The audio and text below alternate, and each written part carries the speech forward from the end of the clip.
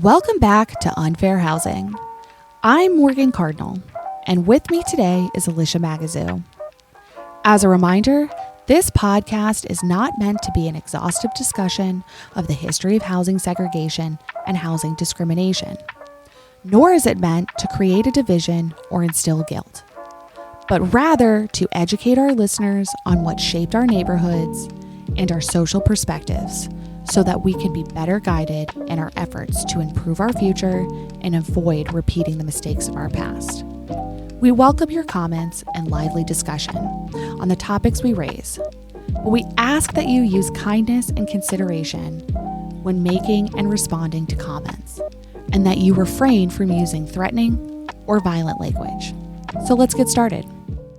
In our previous episodes, we've talked about the disparities between Black and white schools, books, and teacher pay, and we've discussed disparities in public pools and parks.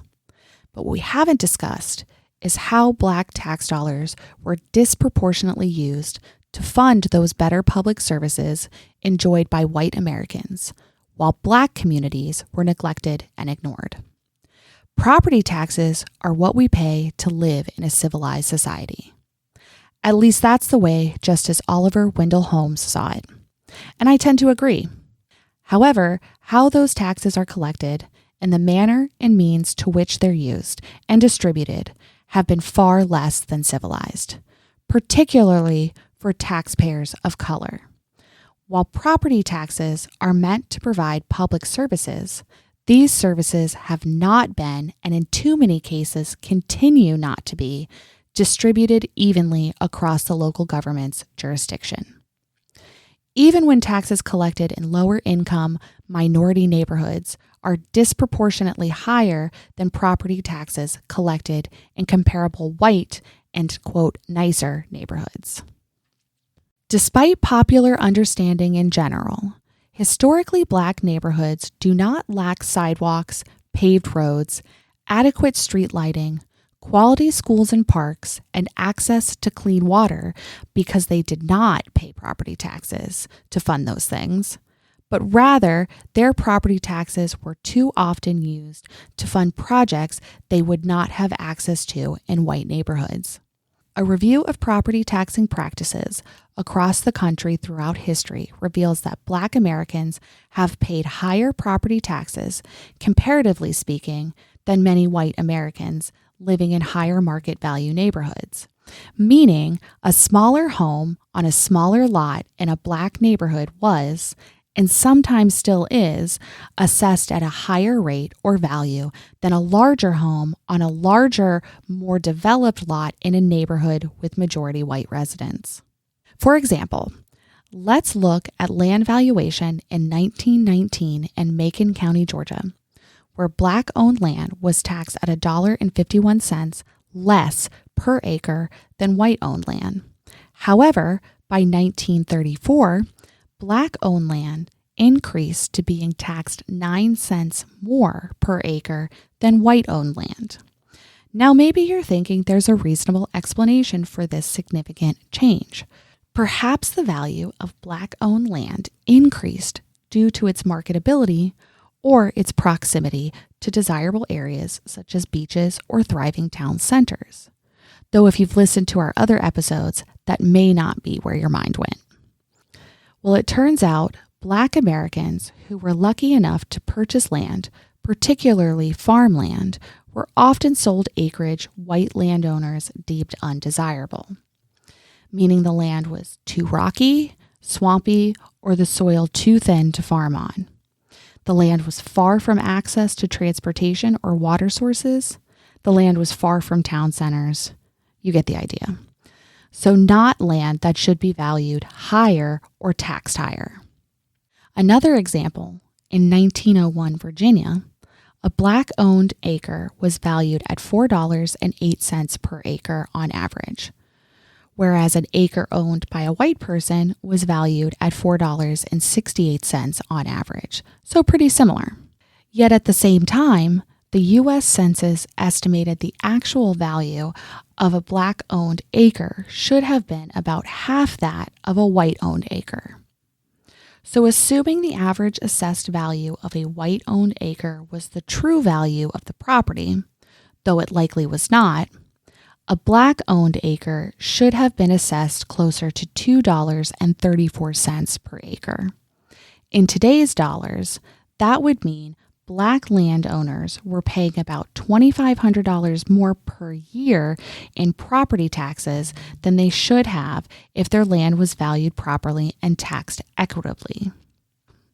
As bad as that sounds, in early 20th century Mississippi, some county records show property owned by Black people was valued up to 330% higher than property owned by a white resident. Yes, you heard that correctly. Black-owned land was assessed 330% higher than white-owned property, meaning their annual property tax obligations were significantly higher, yet they received far less return on those tax dollars. In the early 1900s, as cities began to expand, and as racial zoning ordinances became common practice, as you may recall from episode 1, so did city services and infrastructure. Neighborhoods were provided access to municipal services like sewer and water as infrastructure became a major focus of expansion. Paved streets, sidewalks, and streetlights were added to existing neighborhoods and included in future infrastructure plans. Cities in the north plowed the streets during the winter. In white neighborhoods, that is. But Black neighborhoods did not receive the benefit of government spending on infrastructure. Instead, Black neighborhoods were ignored and neglected by cities across the country, north and south. Sidewalks stopped before reaching Black neighborhoods, roads were unpaved, sanitation services were not offered, and snow piled up for weeks in the winter. Perhaps that doesn't sound terribly problematic, but having to travel along unpaved and unkempt roads not only hindered necessary deliveries of coal and wood in the winter months, but also prevented fire trucks from reaching Black neighborhoods timely, if at all. Should a fire truck make it to an emergency in a Black neighborhood, it often wouldn't have access to a fire hydrant to contain and extinguish the fire. Even today, some historically Black neighborhoods lack fire hydrants. Further, Black neighborhoods that were lucky enough to receive investment in infrastructure were given an inferior product. Rather than the 6-inch water mains found in white neighborhoods, Black neighborhoods were outfitted with water mains with 1.25 to 2-inch diameters. This caused serious issues with water pressure, which had a profound impact in neighborhoods that did have fire hydrants. Such low water pressure made these fixtures practically useless. In Shaw, Mississippi, for instance, in just 1 year, 7 homes in a Black neighborhood were destroyed by fire and resulted in a resident's death. Not only did the lack of municipal services cause obvious poor quality of life, but the lack of investment also led to poor living conditions and health issues. In Atlanta, for example, bad weather and heavy rain often caused an overflow of public wastewater systems in nearby white neighborhoods. Because Black neighborhoods did not have the infrastructure to handle it, the sewage from the white neighborhoods drained into Black neighborhoods. Further, many Black communities generally didn't have access to clean water and had little to no access to gas or electricity, which made everyday living less convenient and significantly more dangerous, as it meant Black households were reliant on cooking by a burning fire. Now take all that together with our earlier discussion on how much more Black residents contributed in property taxes. These disparities between Black and white neighborhoods become that much more evident. Black taxpayers paid into local governments but didn't receive the benefit of what those tax dollars paid for, not even in a disproportionate way, but too often at a complete loss. Also common practice was to push Black neighborhoods into unincorporated areas of a county so local cities did not have to take responsibility for those neighborhoods or offer services there at all. And if that wasn't enough, Black residents couldn't even vote in local elections to improve their circumstances. Well, the 15th Amendment was passed decades before, which gave Black residents the right to vote. Many tactics were implemented, particularly in the South, to keep Black voters from accessing the ballot box. Those tactics included use of poll taxes, literacy tests, and understanding clauses, which were particularly problematic considering past discriminatory practices that robbed Black Americans of an education and participation in the American economic system, which we discussed in detail in previous episodes. Even when Black residents were more involved in the voting process, local governments still found a way to eliminate their voice. For instance, in 1952, William Hartsfield led the city of Atlanta through an annexation of numerous white suburbs to triple the city's size. Sure, that helped raise the tax base and increase revenue, but it also diluted the Black vote within the city, which Hartsfield stated on record was part of the purpose of the move. Similarly, the city of Jacksonville, Florida, consolidated with Duval County in 1968 to achieve many of the same goals. The Black population went from 41% down to 20%, severely reducing the possibility of making political gains following the passage of the 1965 Voting Rights Act. Significant promises were made to Black voters at the time to get them on board, but to this day, many of those promises to provide streetlights, paved streets, and access to public water and sewer have gone unfulfilled. As mentioned, one of the societal functions supported by property taxes is public schools. During Reconstruction, approximately 1865 to 1877, education was funded by state governments. The intent was to divide the money collected from property taxes across local schools, depending on the number of students who attended each school. This allowed for generally equitable distribution of funding across all schools. But when state government political control shifted, predominantly to segregationists, school funding practices also shifted. Schools in Black neighborhoods received much less money. Interestingly, it wasn't schools in all white areas that received more funding. Rather, white children who went to white schools in areas with more Black residents who made up a significant portion of the tax base were the ones who actually saw a significant increase in education funding.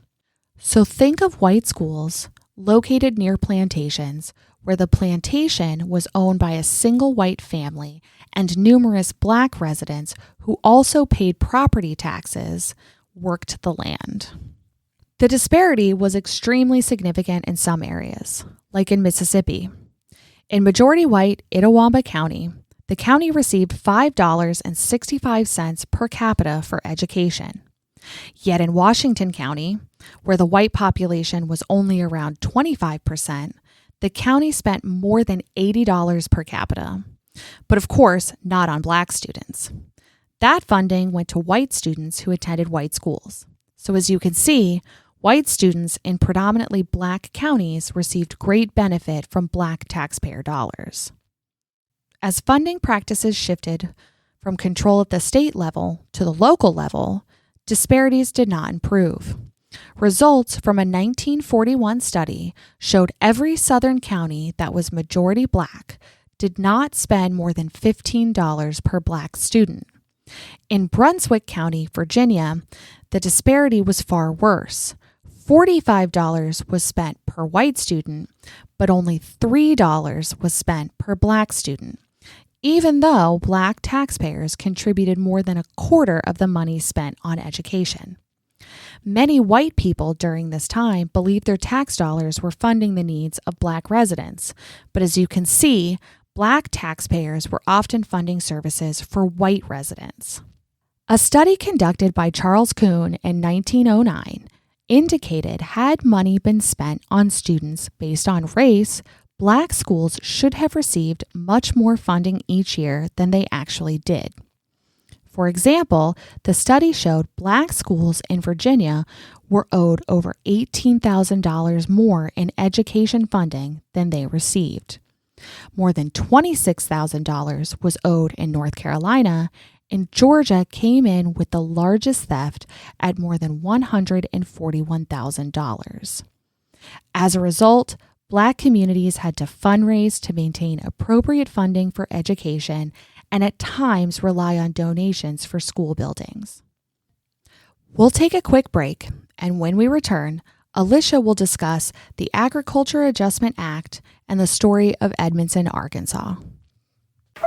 Hey folks, Nicole here. We hope you're enjoying the Unfair Housing podcast so far. Thank you for joining us, and remember, if you or someone you know is experiencing housing discrimination, or if you'd like to schedule a fair housing training, contact our Fair Housing Unit at 800-875-8785. To see if you qualify for other legal assistance, contact the CLS helpline at 800-405-1417. And don't forget, give us a like and a follow, and please share the series with your friends and family.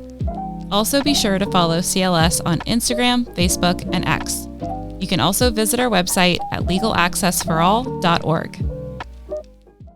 Welcome back. As we've discussed in past episodes, successful Black communities became targets for segregationists. We've talked about wealth stripped through violence used to destroy Black towns and homes, and we've talked about government takings of property through the guise of urban development and highway construction. Another tactic used to take Black wealth was through the issuance of property taxes and special assessments. New Deal-era policies that disfavored sharecroppers and tenant farmers, who were by and large Black Americans, set the stage for the misuse of special assessments by segregationists. Interestingly, farming and agriculture, the very industry Black Americans sustained for decades, served as a tool for taking Black wealth. During the extreme economic downturn of the Great Depression, too much supply caused prices to fall, which reduced farmers' profitability. And so the federal government took steps to assist farmers to keep their businesses running and passed the Agriculture Adjustment Act in 1933. The act paid farmers to reduce the production of key crops, such as wheat and cotton, to help stabilize prices and keep supply at market levels. This move heavily increased the value of previously struggling farms and increased the interest of white planters in Black-owned farms, particularly those that grew cotton. Programs under the New Deal were often not equally accessible or effective for Black Americans. The Agriculture Adjustment Act was no different. Education to Black farmers about the program was minimal. The complaint process was often off-limits or inaccessible to Black farmers, and little to no financial assistance under the Act made it from the wealthy white plantation owners to sharecroppers and tenant farmers. If a sharecropper or tenant farmer produced a product already in abundance in the market and experienced a loss in profits, they did not receive the benefits available under the Act. Rather, the plantation owner kept that funding and still expected payment from its tenant farmers. One white planter, Harold Weaver, saw an opportunity to exploit the act in Edmondson, Arkansas, where the soil was ideal for planting cotton. He orchestrated a scheme that robbed a successful Black town of nearly all its wealth. The town of Edmondson, located in the Arkansas Delta, was founded by Anthony Fleming and J.R. Rooks in 1891. The two were previously driven out of the area by a white mob that killed or displaced the town's prior residents. Upon their return, they established the Edmondson Home and Improvement Company, which they used to subdivide their land into smaller lots to sell on contract to Black residents. They used the money collected from the sales to purchase more land in the area. By 1911, the town was coming to life, home to a bank, several stores, restaurants, a hotel, a school, churches, and a post office, as well as very productive cotton farms.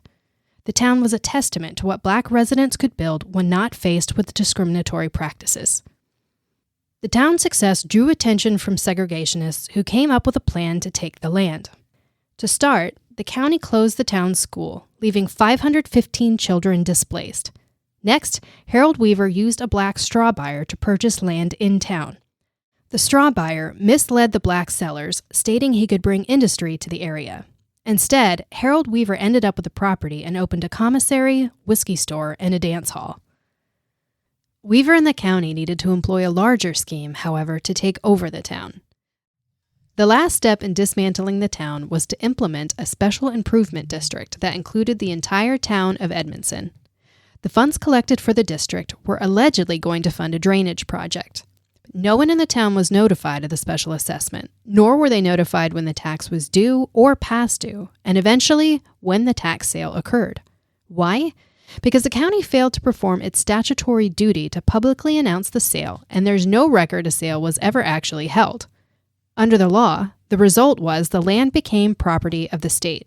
To further the scheme, the county did not wait the 2-year redemption period required by law, which would have given the property owners the chance to pay the debt before the state deeded the property to, who else but Harold Weaver, all 600 lots.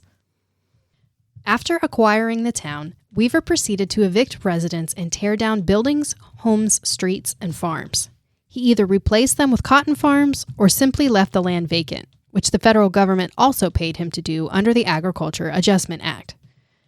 Once residents became aware of what happened, many fought back, but those who did were met with threats and violence. In one instance, a family's home was doused in gasoline and set on fire. The Edmondson Home and Improvement Company took legal action to dispute Weaver's property theft. The civil suit was litigated from 1941 to 1948 in hopes of unwinding Weaver's acquisition of the property. But the case was dismissed by the court, which favored white plantation owners, and by the time the lawsuit ended, Weaver was the town's marshal, and he evicted and arrested many of the people who sued him or supported the legal action against him. The living conditions in the South pushed many Black Americans to migrate north. Unfortunately, as we've discussed before, this search for a new and better life didn't often deliver.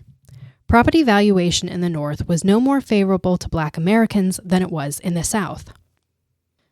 Property taxes were collected and used in similar ways in the North, but as more white residents moved to the suburbs, their tax dollars went with them. Cities attempted to keep white taxpayers from relocating, and at first, offering superior schools was a way to do it. As time passed, however, and more white tax dollars went to the suburbs, schools there became much more attractive. Not only were the schools becoming superior to those in the cities, they were also protected from unwanted Black encroachment through the use of restricted covenants and neighborhood rules prohibiting Black homebuyers from purchasing in white neighborhoods. Black students in the North, on the other hand, had no escape to the suburbs available to them, thus were crammed into poorly funded schools too small to accommodate the number of students. Overcrowding became so bad, school days were split into 2 shifts, sometimes even 3. The books available were used during these shifts, and so students were not able to take them home. This reduced the amount of education children received in their first 6 years of school. So rather than receiving 6 years of education, Black children received only 3.5. And as you can imagine, a split day of school meant many parents had to juggle how to provide childcare. Meanwhile, classrooms in nearby white schools were under capacity, some not even half full. Conditions in the West were similar. In Beverly Hills, California, in the late 1950s, nearly $51,000 in assessed property value was available per student, whereas in Baldwin Park, a predominantly Black neighborhood, only $3,700 was available. This meant the homes in Beverly Hills could be taxed significantly less and still generate sufficient funding for education. As suburbs developed in the South, the same was true there. 2 activists who fought for equity in property tax spending were Andrew and Mary Lou Hawkins. The Hawkins lived on the Black side of Shaw, Mississippi. Both were involved in labor movements, and Andrew led a voter registration drive that ultimately cost him his job working on a plantation. Conditions on the Black side of Shaw in 1967 were much like many of the Black neighborhoods we've discussed. The roads weren't paved, sewage backed up, water pressure was low due to narrow pipes, and so on. Joined by the NAACP Legal Defense Fund, the Hawkins took on the town of Shaw, arguing it violated the 14th Amendment by failing to equally provide municipal services to Black taxpayers. Several others were part of the original case, but were threatened with eviction and loss of employment if they didn't drop out. The Hawkins faced threats as well. During the case, their home was burned to the ground, in part thanks to the narrow pipes and low water pressure. No investigation was conducted to determine the cause of the fire, which the Hawkins believed to be arson. The town prevailed at the district court level, but the Hawkins appealed to the Fifth Circuit, where Judge Tuttle overturned the ruling. The town of Shaw opted not to appeal to the U.S. Supreme Court, and the decision stood. Finally, after decades and decades of mistreatment, Black taxpayers had legal precedent that the provision of municipal services shall not be withheld on the basis of race. Now, I wish I could end this story here, but unfortunately, like so many other stories we've shared, this story also has an unpleasant ending. Andrew and Mary Lou paid dearly for their heroism. The entire Hawkins family was harassed by law enforcement numerous times throughout the legal proceedings, sometimes leading to arrests. Just days before the final decision in the case was made, Mary Lou had had enough. The only Black law enforcement officer in town had arrested her son, and she went to let him know how she felt about it. After exchanging words, the officer pulled out his gun. Mary Lou fled, but the officer pursued. Witnesses begged him to leave her alone, but he didn't. He cornered her and shot her in the chest, killing her instantly. The officer was charged with manslaughter, but after arguing self-defense in court, the case against him was dismissed. What should have been a moment of redemption and joy was stolen from this family and this community by a senseless act and disregard for life. Unfortunately, within a couple years, multiple cases were decided that weakened the protections offered by the Shaw decision. One was in Alabama, and another was heard by the U.S. Supreme Court. In the Alabama case, a district court created a loophole for connecting discriminatory behavior and the provision of municipal services. In Shaw, the issue was based on services paid for by taxes collected from the general tax base. In the Alabama case, these services were provided through special assessments, paid for by those who would receive the services. As such, the court reasoned lack of services in Black neighborhoods were not the result of racial discrimination, but rather on the ability and willingness to pay for the property improvements. Meaning, if a neighborhood was poor and Black, despite paying taxes, if they were not wealthy enough to cover all the services needed for their neighborhood, then they were not discriminatorily denied these services. The Shaw case was further weakened by the U.S. Supreme Court decision in San Antonio versus Rodriguez. By 1972, when the case was heard, the makeup of the court had changed following the appointment of 4 justices by then-President Nixon, which led to a 5-4 decision that ruled education is not a protected right under the Constitution. Thus, it was acceptable for local governments to fund education through property taxes, regardless of whether that led to inequitable educational experiences for the poor. The Alabama decision and the decision in San Antonio led many other local governments to begin using special assessments to fund the provision of municipal services. These decisions also led to further racially harmful decisions around services funded by tax dollars. For instance, the Supreme Court approved Jackson, Mississippi closing its public pool entirely, rather than have to allow Blacks to use it when local governments were ordered to desegregate public places. As we've continued to discuss, the disenfranchisement experienced by Black Americans covered all aspects of their lives: employment, housing, and municipal services. Segregation and discrimination resulted in inequitable treatment at every turn. We'll see you next week as we continue to dive deeper into housing segregation practices and their outcomes. Thanks for joining us this week. We hope you enjoyed today's episode. If so, give us a like and don't forget to follow us on Facebook, Instagram, and X. Please also subscribe to the podcast so you'll always know when new episodes are released, and leave us a comment and share our information with your friends and family. We look forward to having you back next week. We'll see you then.